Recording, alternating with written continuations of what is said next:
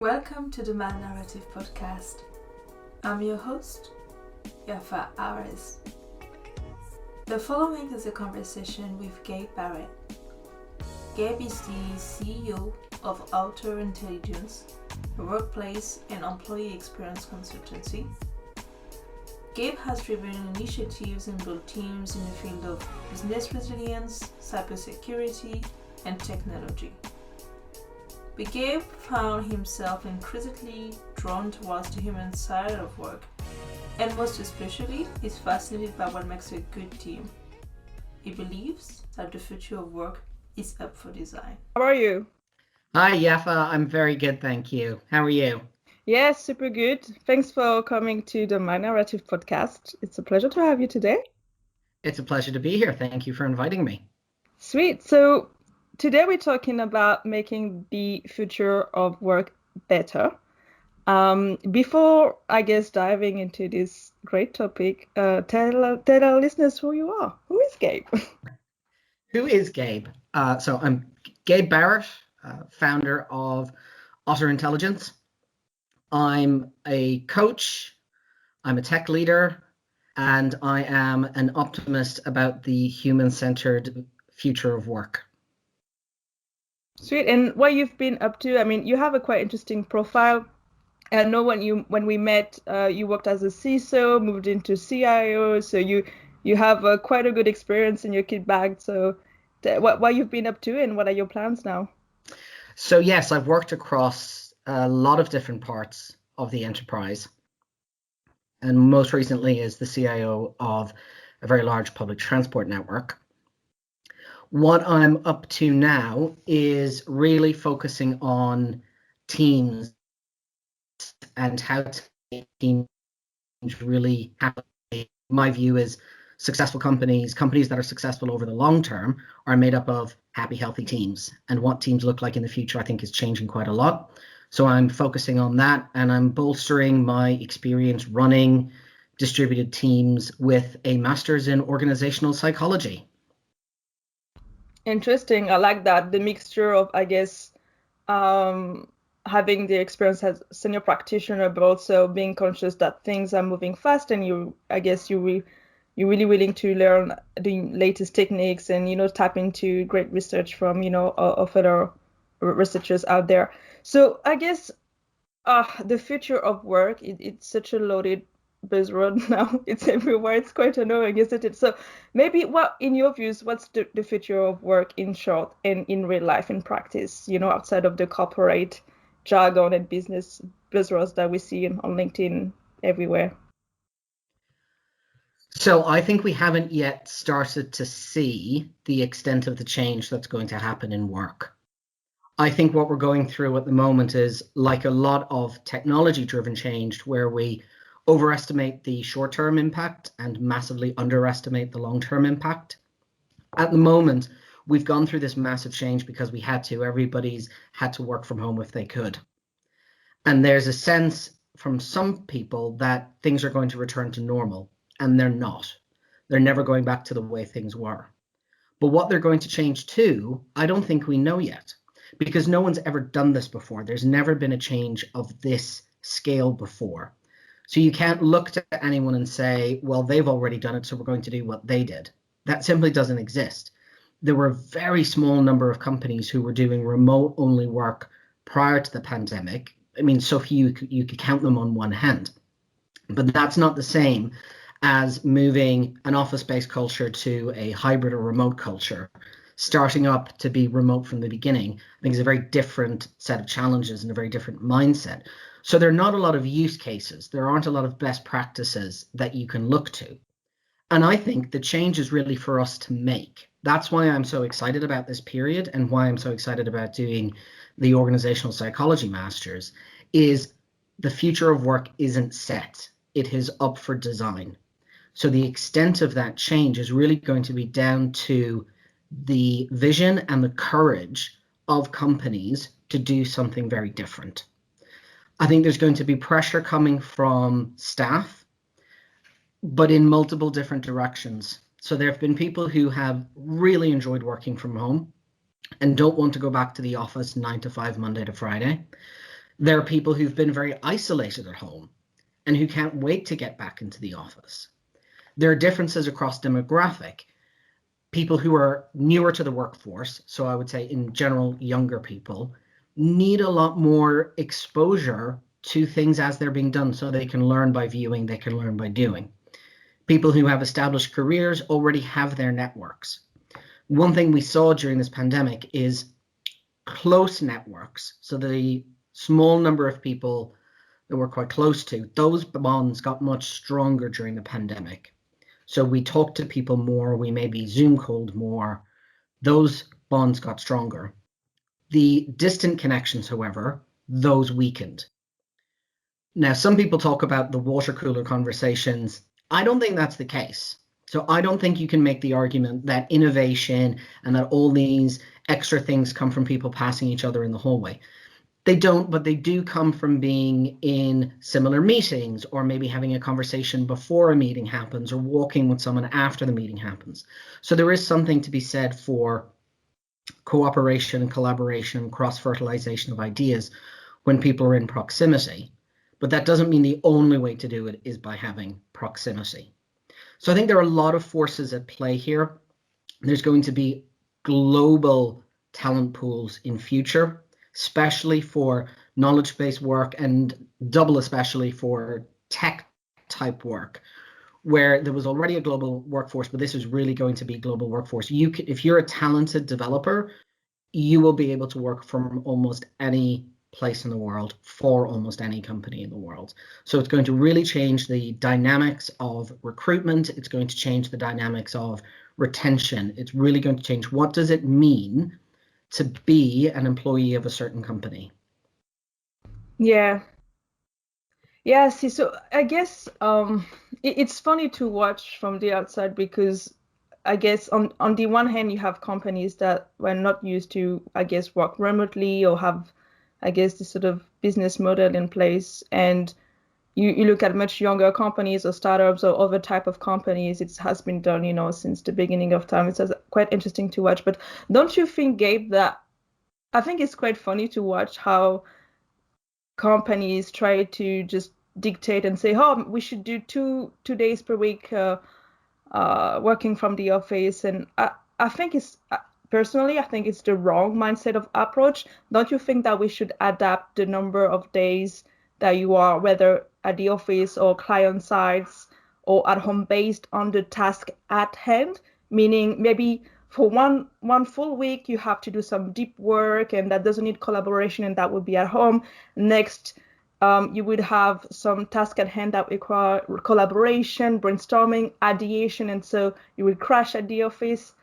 I think it's just, again, we asking ourselves the wrong question, and we're going forward with the wrong framework, saying, all right, we should go minimum 2 days per week to the office. I think, again, stop, pause, think of the task at hand, create a team charter, and then adapt it based on the task again at hand to make sure you have high performance individuals and teams. Yeah, I completely agree with you. And I would say that any company that is setting out now what their hybrid working position is going to be is going to be wrong. Whatever they decide now is going to be wrong. It's just a matter of how many degrees of wrong is it going to be.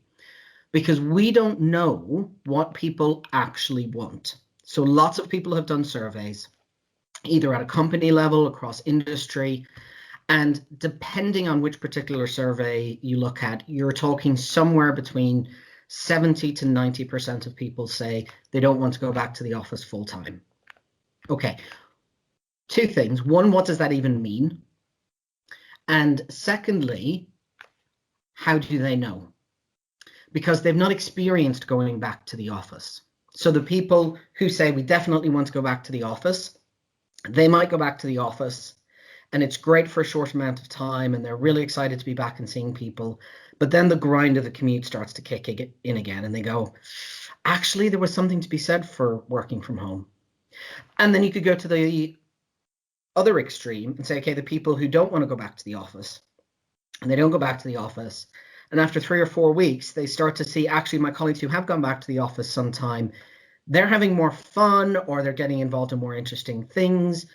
So what people will actually want and need, I think, is not even clear to them yet, to us as employees, as colleagues. We're not sure what we want yet. But what we do know people want is flexibility.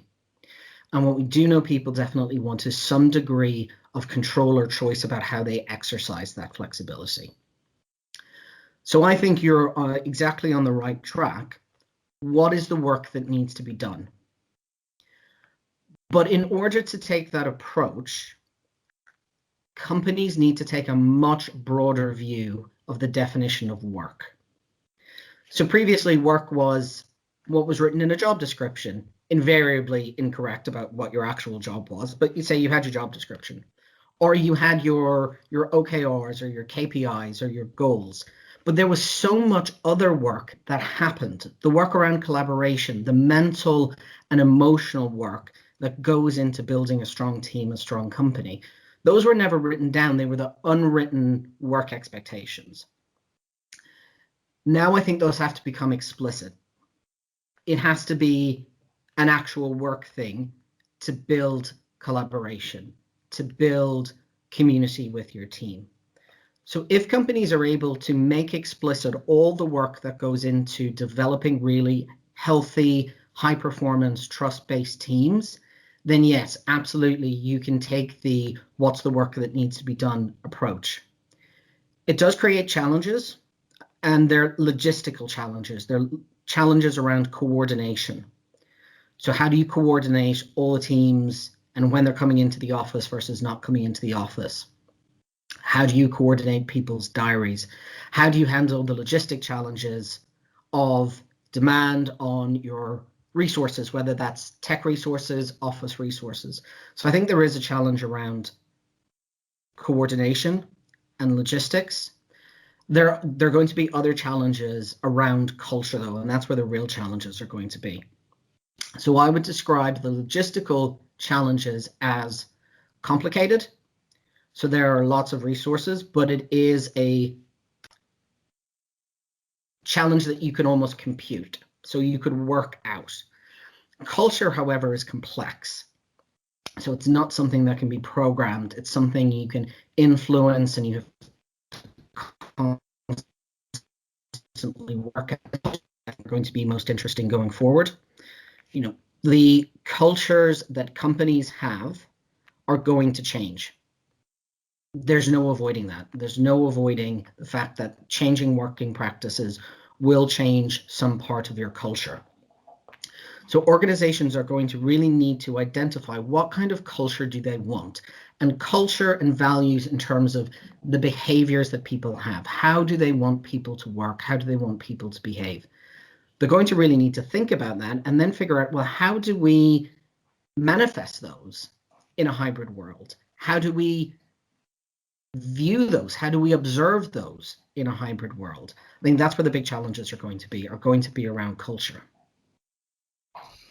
Yes, I guess it's the common denominator everywhere. I speak to people like you and others, and it always goes back to, I guess, people, right? Because that's the lifeblood of any organizations, the human capital, and at the end, you're dealing with people, you know. So what about the, I guess, businesses that can't let everyone work from home? Like, are they going to lose staff, lose clients, sales, fail to attract top talent? What will happen to this type of businesses? So there are two types of organizations where people can't work from home. One is where they just caring services. In those organizations, the challenge will be avoiding a us and them culture, which is completely doable, but it's something you're going to have to do with intention. And that's a word that I use a lot. You have to have intention around this. The second type of company, though, the company that chooses not to have hybrid working, chooses not to give their staff choice, control, and flexibility, I think they're really going to struggle to attract talent in the future. So they will, I think, slowly, not necessarily overnight, slowly fade in it being able to be competitive, being able to attract top talent, and they'll slowly fade into insignificance. Okay. So I think you've mentioned, if I understood correctly, obviously culture plays a big part.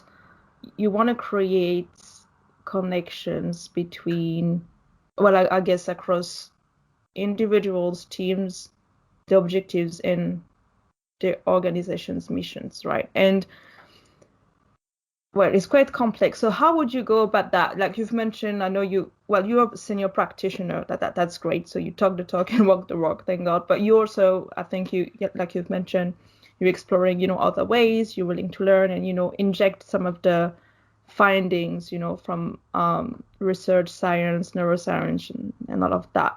So what would be your approach typically, and what kind of clients do you plan to work with? Would it be companies that can work from everywhere or businesses that cannot work from anywhere? So I'll start with my approach to this. And my approach is that culture is everything. Culture is absolutely everything. And what I mean by culture is the actual culture, not the statement you might have written or the values that are written on the walls, but the actual behavior of people within the organization. And to start with culture means to start with why. Why do you exist as a company? And is that clear to everyone? Because if you can get everybody clear on why you exist and what you care about, i.e. your values, then you're able to push decision-making much further down in the organization. You're able to give teams more autonomy to enable them to do amazing work because they understand why they're doing what they're doing. They understand the organization's purpose. They understand the values and they buy into the values. And by taking that approach, you then attract the people who want to work in that kind of way. So if you're really clear about your values and your purpose in a meaningful way, you're only going to attract people who want to live with those values and to want to work to that purpose. So it's great from a recruitment and retention perspective to take that approach. My view is this is very much about teams. My focus is on teams. And in creating high trust, high performance teams, I'm very influenced by the Lencioni method, which says the most fundamental thing you need to have in a team is vulnerability and trust. And this is reasonably new in the corporate world. It's not completely new, but in a lot of the organizations I've worked in, that's not been the case. Teams have not been high trust teams because how can you trust someone you don't know? This is the amazing thing about some teams is they're very high performing individuals. They might as well be a group of strangers where they don't understand each other. They don't know each other. That means you can't have vulnerability, which means you can't have trust. And if you don't have trust, you can't have conflict. And by conflict, I mean really robust discussion, really thrashing out the best ideas, not arguing, but that really strong debate where people feel safe to challenge opinions, where they feel safe to say, actually, no, I think that's wrong and here's why. Because if you can have that kind of conflict where people trust and respect each other, then you get everybody to buy into the decision and you can continue on up the Lencioni triangle. My focus is really to build teams that can have that kind of trust and vulnerability in a hybrid world. It's easier to do in person. It's easier to go for somebody and have a coffee, get to know them, better about their family, where they come from, what they do. And having a structured way to do that in a hybrid world, I think is going to be very important. So I've been putting together frameworks, workshops for clients to step through that process. Cool. And where are you taking your inspiration from, Gabe? Because when I hear you saying it's difficult to trust someone you don't know, my brain is like, ding, military. We can learn so much from them. And actually, I think next week or so I'll speak to a Navy SEAL, and I'm super excited. I'll secretly love military mindset. I think we can learn a lot from them. Also, I guess in the sports industry. So I'm curious to hear if you plan to inject some of the principle from military or maybe something else. Who knows? Like, where your inspiration coming from outside of your personal experience, professional experience? So part of my personal and professional story really ties back to David Marquette's book, Turn the Ship Around. He was a US Navy commander of submarines. And it's a fantastic book. And probably the book I've reread and gifted the most. And it was utterly transformative. Because when I took on the CIO role, when I took on my last role, I was in a similar position to David in that I didn't know what everybody else in my team knew. So I had not come up through an IT operations or development background. So I was tasked to lead a group of people where I couldn't do their jobs. I couldn't rewire the network. I couldn't develop the applications. And I was inspired by the approach he'd taken. And I thought, I'm going to try this. I'm going to try and do it the way he did it when he was in a similar situation. And that's the most transformative experience I've ever had professionally, because it allowed me to be vulnerable, to say, I don't know, but I can help you figure it out. It allowed me to focus on the people, not the tech. And it was through that experience that I realized my passion, my purpose is the people. I love the tech. I'm a massive geek. You'll have seen behind me, I've got my Star Wars Lego out, big geek.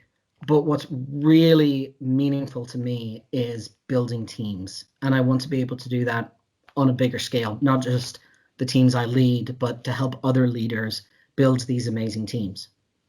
So I would say the military has definitely had an impact. The book I'm reading at the moment is Team of Teams by General McChrystal, and that's got a really, really interesting take on that interconnectedness that you mentioned earlier and how you build those connections across teams. So there's definitely been an influence from that. There's also been an influence from sport. I was a rugby player, and one of the great things about rugby is it requires such a different range of types of people to play the game. So in 15 players, you can have your star player, replicate that person 15 times, you will lose every time, because different positions require different attributes, different skills, and you can't achieve the goal, the mission to win the game by yourself. There is an interdependence on the entire team to achieve that mission. So sports, the military, definitely influencing my work, influenced a lot also by Adam Grant and Brene Brown and their work, particularly Brene's work around trust and vulnerability and what it takes to do that, but also the massive benefits that come from, as she describes it, as taking off the armor. If you can take off your armor, you're no longer carrying this huge weight around. How much more energy, physical, mental, and emotional you have to be able to tackle the challenges at hand. Super cool. I love it. You've mentioned values, Gabe, and that's the baseline, the foundation of everything, right? The epicenter, I guess. Mm-hmm. Do you think, or do you also plan to inject any other, I don't know if we can call this metric, but element? Like, for instance, I'm thinking of, Facebook, maybe not the best example, hey-ho, but yeah, like they have a North Star, right? They're obsessed with user, quote unquote, engagement. Yeah. So do you think the company should also have a North Star? And so that would help any functions within the organizations to really focus on, all right, we need to make this happen, whatever that is, at that North Star. Do you think this is also super relevant, or what are your views on that? What you've just described as the North Star is what I think of when I talk about a company's purpose. That should be their North Star. And because things will change along the way, circumstances will change, technologies will change. So what you're doing to achieve that purpose could change massively over time, but that purpose shouldn't really change. And the companies that I really admire are the ones who have a purpose that's probably not achievable within our lifetimes. So the idea that you are creating something that's going to be a legacy, something that you might not be able to achieve, but you can make progress towards it. And that's what inspires people, making progress on big, thorny challenges. So will we get to Mars in my lifetime? I'm not sure. I'd bet against Elon, but that's a really, really big long-term purpose to have. But everything that SpaceX has done, all the interim milestones around getting the contracts with NASA, getting to the International Space Station, those are all about building towards going to Mars. So that kind of inspirational purpose, I think, is a North Star. I think values are something different. Values are about how you're going to behave in trying to achieve that purpose.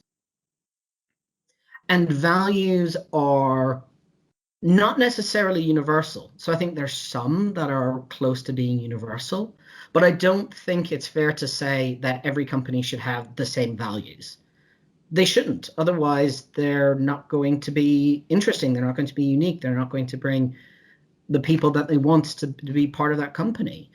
So some companies might value working crazy hours and just being completely devoted to the organization.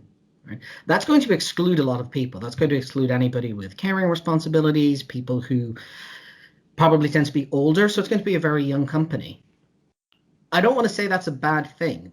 What you should be aware is the cost of having that particular set of values and the implications of it. But that's not to say it's a bad value to have. Some other organizations will value being, having a small family feel to them. And that's fine too, as long as you understand that there is a cost. But what is the point of having a value if you're not willing to pay for it? If you're not willing to incur a cost to live that value, it was never one of your values to begin with. Yeah, I agree with you here. And it's funny because, like you said earlier, down the line, long term, it's better to actually pick up something that's real to your business versus some, BS buzzwords. Because again, if you don't stick to your actual statement, retention will suffer surely. Mm-hmm. And so you might as well be real and go with big boots with who you are as a company and what you wish, the kind of impact I guess you wish to make. And so yeah, I think it's quite important. But sadly, I think we see a lot of, again, sort of labels and all these buzzwords around, and it's just I don't know if I think they need probably your help on that. But I think we see a lot of BS and a lot of performance, a lot of performative action. My view is that takes more work. So if what you say is one thing and what you do is another, that takes more mental energy and more physical energy to keep everything. You're making it unnecessarily complex. But being honest, saying this is what really matters to me, that's being vulnerable. And that requires bravery. And we need more brave leaders who are willing to put their stake in the ground and say, this is who I am, this is what I believe in, this is what matters to me. They will get attacked for it. It will be weaponized against them. Absolutely, all those things are true. However, I also think it makes running a company easier because it's very clear. There's no need to have the meeting after the meeting to say, I didn't really mean that in the meeting, but I had to say it. But what I actually want is this. You get rid of all of that if you can be clear, but it requires brave leadership. And that means it requires vulnerable leadership. I think we're seeing an increase in that. It might be the echo chamber I'm in at the moment, where I'm doing a lot of reading and research and talking to people in this space. But I do think that there is a move away from it's all about the bottom line to the bottom line is there for a reason. And the reason it's there is to achieve our purpose. And the reason we have this purpose is because these are the things we care about. I think there is a move in that direction. Cool. And I think, to be honest, there's a parallelism, yep, between what you said and actual individuals. It's tiring not to be authentic and just to pretend to be someone else, right? No one else can be you and just be yourself from the start. Mm-hmm. That will be probably simpler to manage your life. So Gabe, I know you're a book lover, and you mentioned even until now a couple of books, and so I know you know Thomas Friedman, right? Mm-hmm. And so recently he actually kind of crashed and shares thoughts on what's happening, and he mentions dynamic stability. I want to read a quote from him, and I want to hear your views on what you think of that, and if you plan to also, I guess, inject that in your planning frameworks and how you will engage your clients. So he said, build an eye that moves with the storm, draws energy from it, but creates a platform of dynamic stability within it. And so essentially what he's trying to say is that rather than trying to stop the storm coming to you, and this is something you can't really manage, just embrace it, really. I think he's right. So dynamic stability is something that I've talked about for a while now, but it's hard because we like stability. As a species, we like stability, we like certainty, and those don't exist anymore. And even if they did exist in the past, I think they were more the illusion of it than the reality. Because he's right. This is a storm in that it's an unstoppable force of change that's only getting faster, and that it's harder for us to deal with because the tech change tends to massively outpace our ability to adapt to that change. I remember my grandmother said to me when I was young, get a good pensionable job. And the idea was have a stable job, leave university, get a stable job, and that was your career sorted. That doesn't exist anymore. Defined benefit pensions don't exist anymore. People having long-term careers in one company are quite rare. A person's career has become much more individualized. So he's completely right that we need this ability to adapt. And that's a skill. That is not an inherent attribute. So some people are good at dealing with change. Everybody can learn to be better at coping with change. Organizations can be better at coping with change. But it requires really taking on board and really embracing that control is an illusion. So we talk about things like spans of control in an organization, internal controls. There's a lot of language around control in an organization, when really it's an illusion of control. The chief executive at the top of an 80,000, 100,000 person organization doesn't control that number of people. What they have is influence. And the more authentic they are, the more authority they have, the more they're able to influence. But you can't control.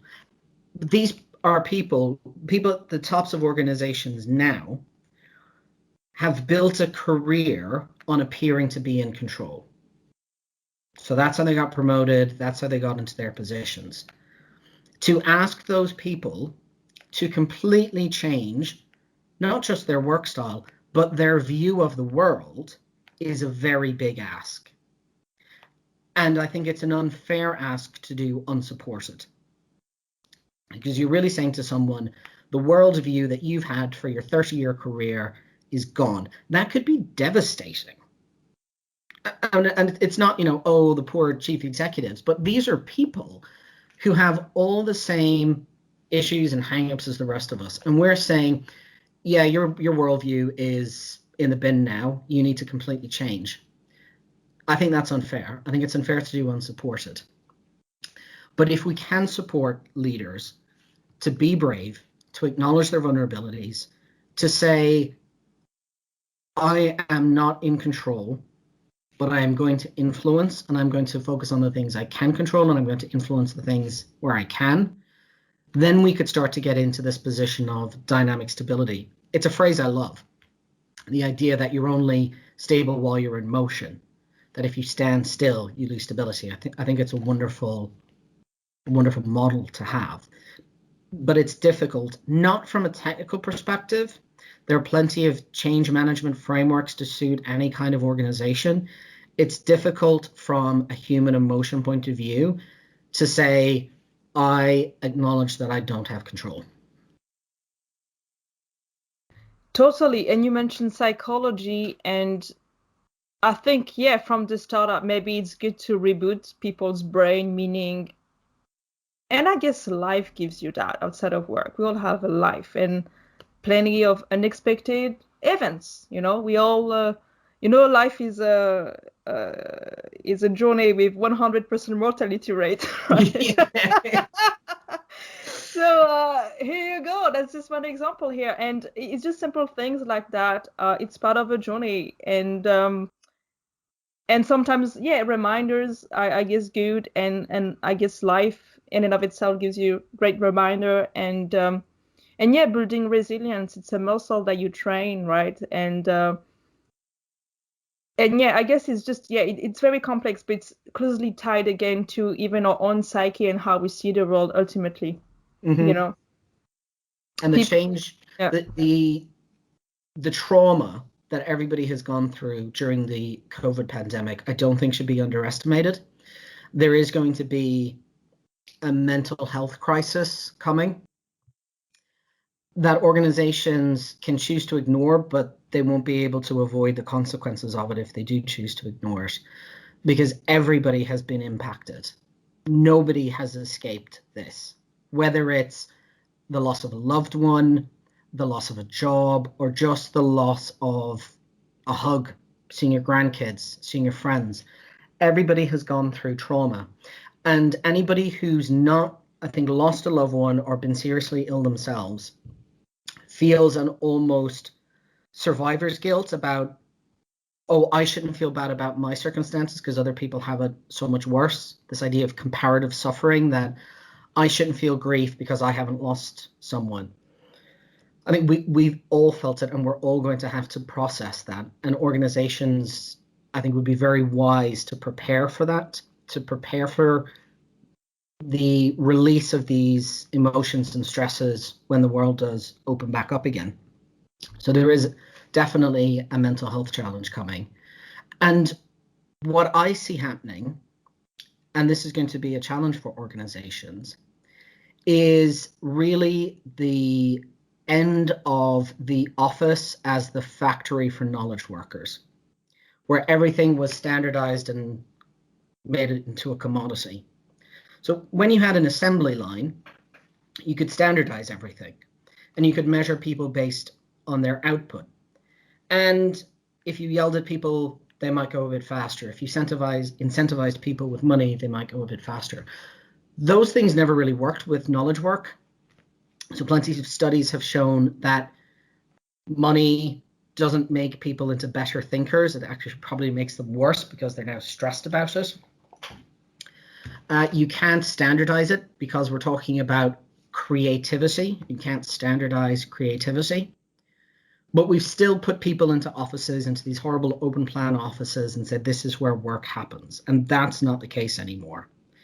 And we're going into an increasingly individualized work pattern, which creates challenges, creates lots of challenges. How do you create that sense of community when you have a group of individuals? And this is going to be really important. I think we need to acknowledge that careers are going to span multiple companies, as they have for some time, but embrace that rather than ignore it or pretend it doesn't happen or say it's bad when somebody leaves. Understand that people are going to be there for a limited amount of time, and what can you do not to squeeze the most out of them, but to get the best out of them so that they leave as an advocate for your company, whether that's as a consumer or as a recruitment channel to say, oh, I had a great experience, but then I left to do X, Y, and Z.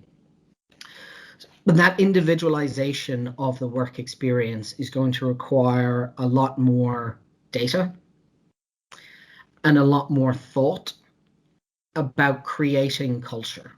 Because you get culture whether you like it or not. Culture is an emergent property. You do nothing at all, you still get culture. You can't avoid it. But do you get a culture that is in sympathy with your purpose? I don't want to say a good culture or a bad culture, but is it a culture that aligns with your purpose? If you can articulate that, if you can work towards that, you'll be very successful. You'll be able to create these employee experiences in the same way that we've been creating customer experiences, leveraging data to meet expectations and to create community. You read my mind, Gabe. You read my mind. You have my script in front of you. Just kidding. So I wonder, okay, let's pick up on a couple of items there, because you said a lot of interesting things. All right. First, the individualizations of work experience. So are you familiar with Esther Perel's work? How's work? Esther Perel, the psychotherapist, is super amazing. No. Oh, whoa. All right. After our chat today, I'll send you some good sources and links. She's amazing. You will love her. She's super famous. She's amazing. Anyway, so I guess, don't you think so? I guess in your approach framework and how you would work with your clients, don't you think that there's a hyper emphasis on individualization? And I think personally, well, at least it's my personal belief, I think success is not just about your personal achievements.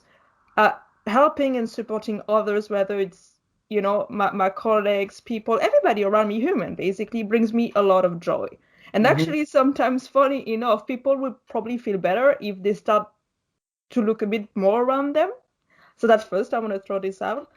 It's not just about high performance individuals, but it's about teams, people, and I think we should put more emphasis on how you can support others, versus just looking at yourself, your world, yourself, self. It's so self-centered. I'm a bit sick of that. Second, I want to go around the data stuff, because again, totally agree.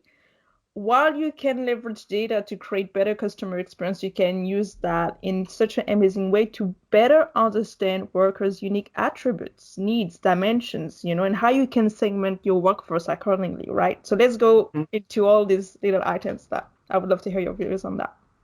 Okay, so on the individualization of the work experience, I completely agree. It's not about being self-centered.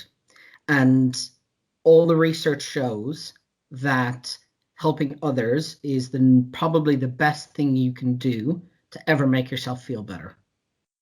Service, there's a reason it's the cornerstone of Alcoholics Anonymous's 12-step program. Service builds self-esteem, it builds community, it brings joy. So I completely agree. This is not, when I say the individualization of the employee experience, it's almost the opposite. It's not to be self, it's to be give. But by understanding the employee, they're better able to give to something that aligns with their purpose, that aligns with their values. And that what you're customizing is their experience with your company, whether that's their working arrangements or the projects that they work on, or how they receive feedback and reward. It's understanding people's differences. So some people like to be rewarded, actually almost everyone. The number one way you can reward them is to be acknowledged by their peers. So your peers turning around and saying, good job, to most people means more than your boss coming and saying, good job. So that recognition by your peers is the number one thing. But some people might want different benefits. So some people might want this is trivial stuff, but gym memberships. Other people might want to be able to take more time off.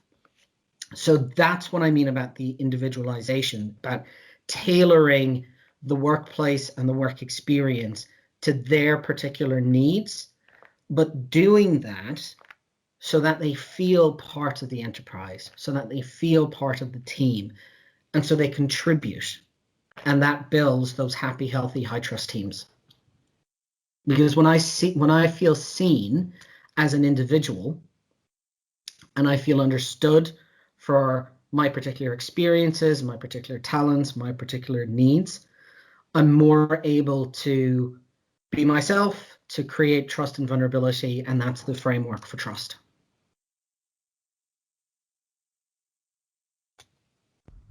Cool. So what would be, I guess, the one thing that you wish your program does for your clients? I think the number one thing I want my clients to feel after going through an exercise with me is clarity. Clarity of purpose would be the number one thing. There's not a lot of organizations are actually particularly clear about why they do what they do.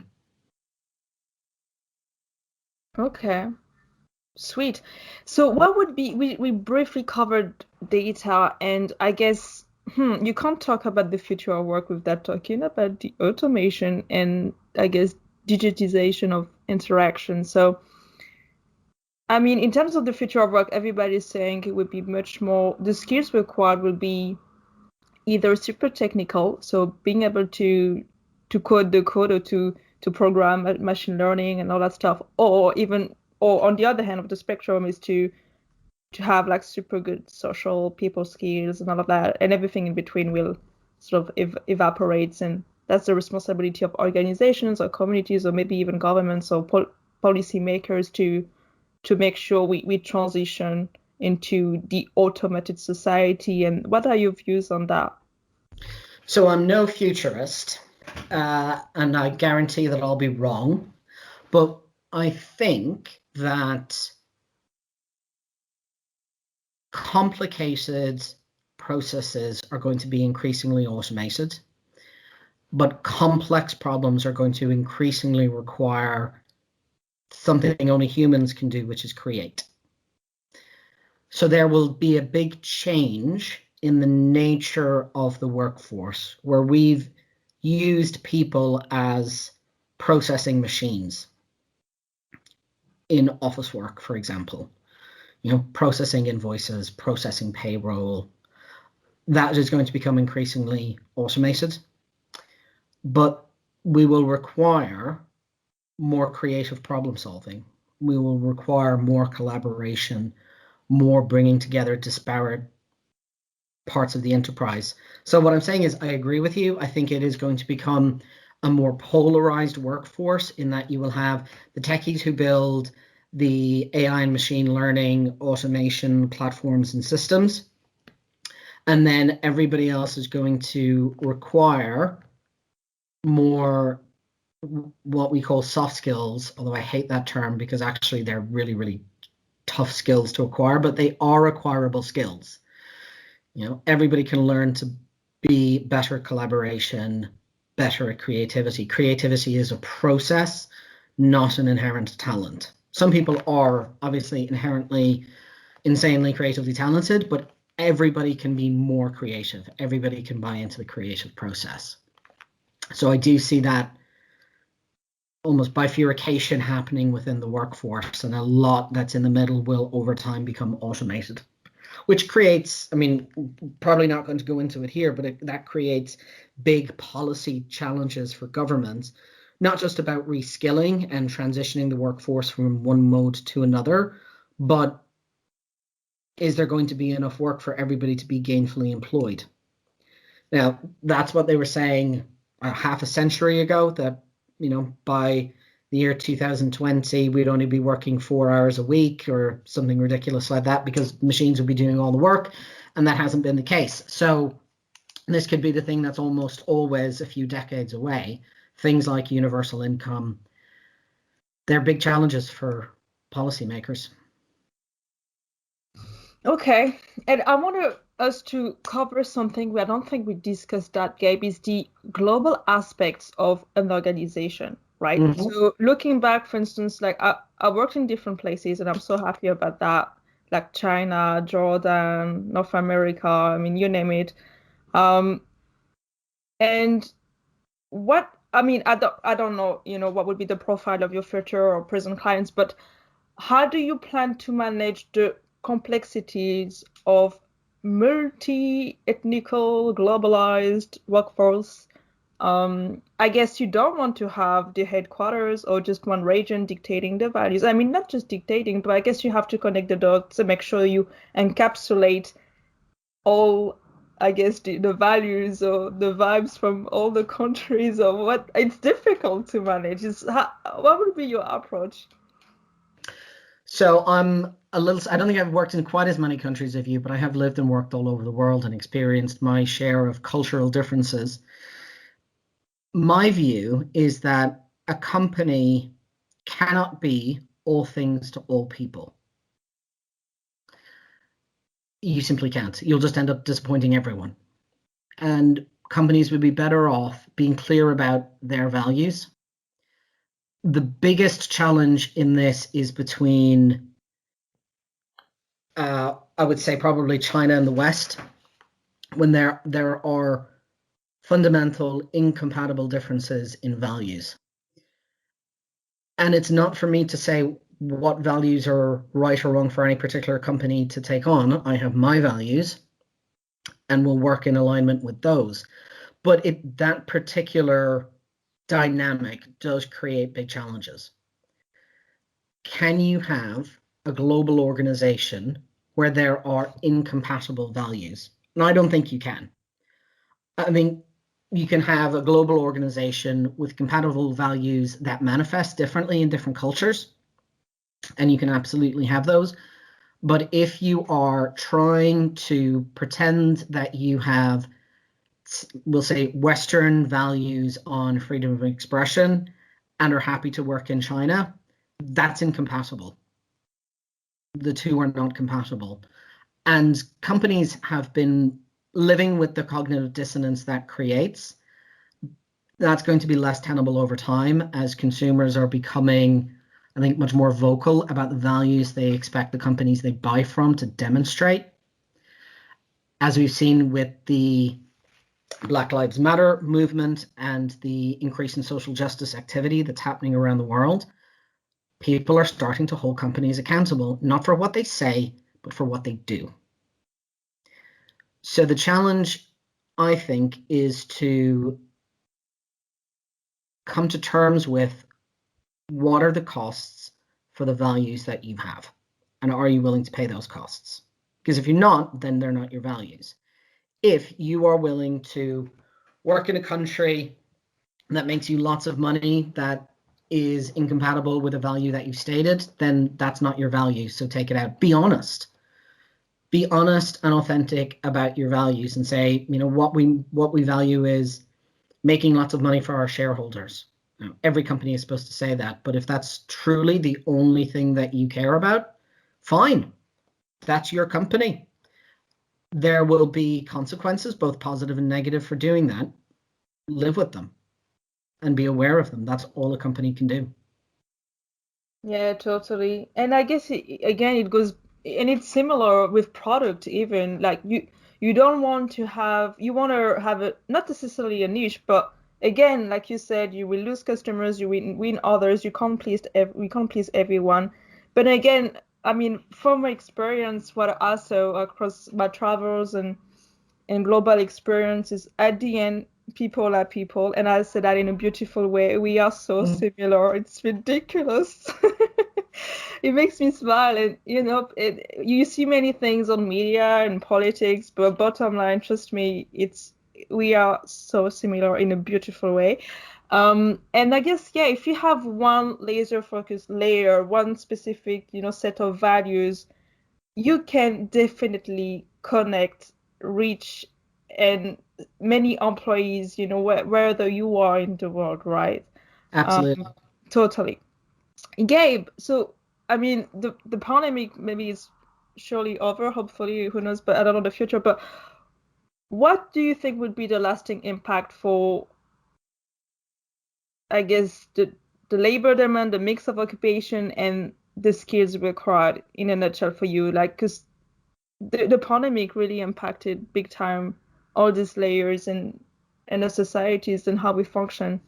What would be I think the lasting, in your views, the lasting impact of the pandemic? I think the lasting impact will be to show the value of authentic leadership. So was it Warren Buffett who said, it's when the tide's out you see who was swimming without wearing any trunks? I think it's similar with leadership. So when you've got everybody physically around you, you're able to get away with not being a particularly good manager or leader. But when you have to connect to people on this emotional level, when you have to inspire instead of instruct, that's when we're going to see the qualities of authentic, vulnerable leadership really shining. So I think the long-term impact will be to drive leadership more in that direction, help, and that makes for happier teams and it makes for happier leaders. Sweet. Okay, cool. Gabe, I have one last question for you. I always ask my guests this question. Are you ready? Hit me. What are the skills and or character traits that help you so far in your life? Empathy.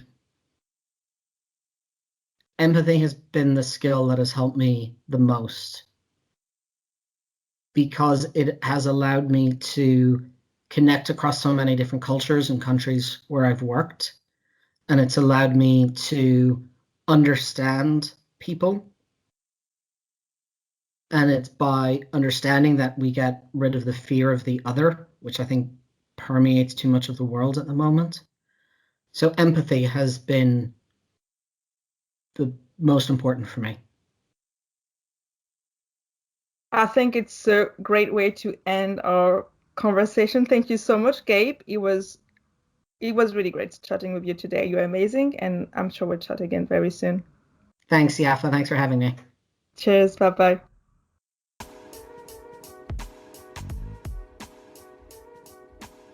Thank you for listening to the Mind Narrative podcast. If you enjoy the content, we welcome your support by contributing on Patreon. Find out more at mindnarrative.co.uk. Bye.